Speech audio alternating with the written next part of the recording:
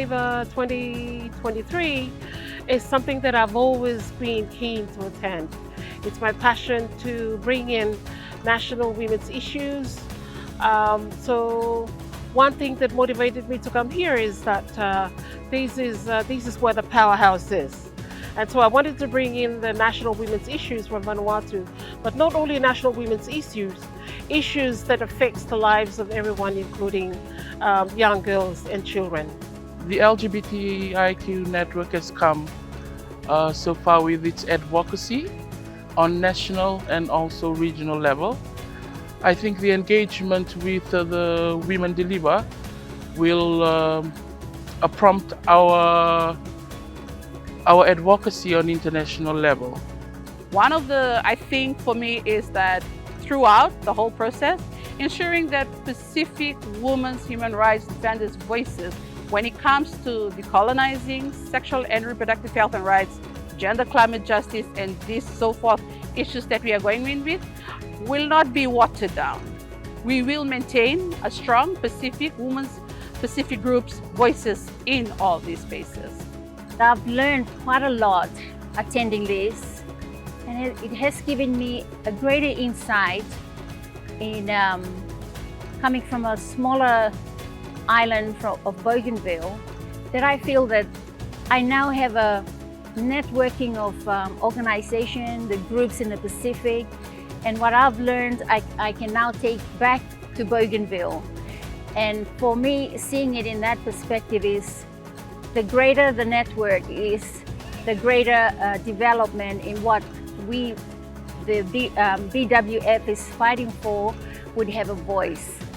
And the fact that the big conference has now been sort of decentralized into regional convenings, and in the Asia Pacific, we have our own Pacific convening, which has been done because we've insisted on our own space, since we are so unique. And we said, our issues are unique to us and we need to have our own convening space. We've been able to do that.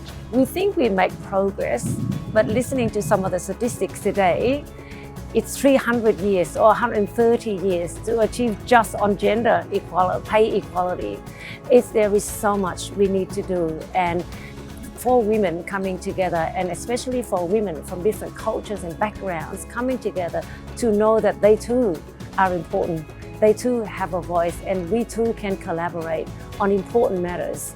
It's really important to have these kind of events because we see that the issues that are coming up again and again and again still need to be tackled. And particularly at this conference, I think that the idea of not just gender equality, but intersectional gender equality. We can't have gender equality without intersectional gender equality.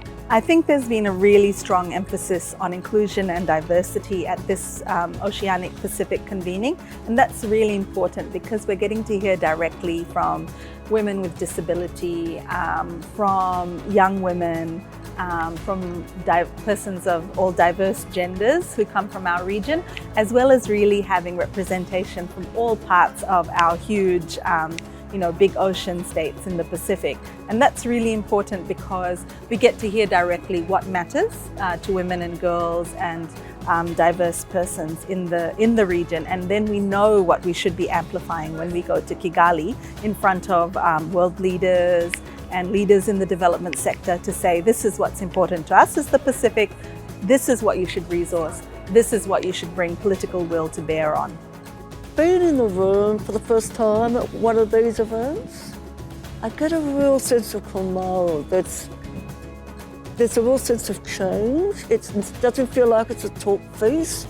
It actually feels like this is a tipping point, something is going to come out of today, not only for the international conference, but something's happened in the space. And can't quite put my finger on it, but I think you're going to see a lot more actions, not only for the global conference, but from the networks that have been happening.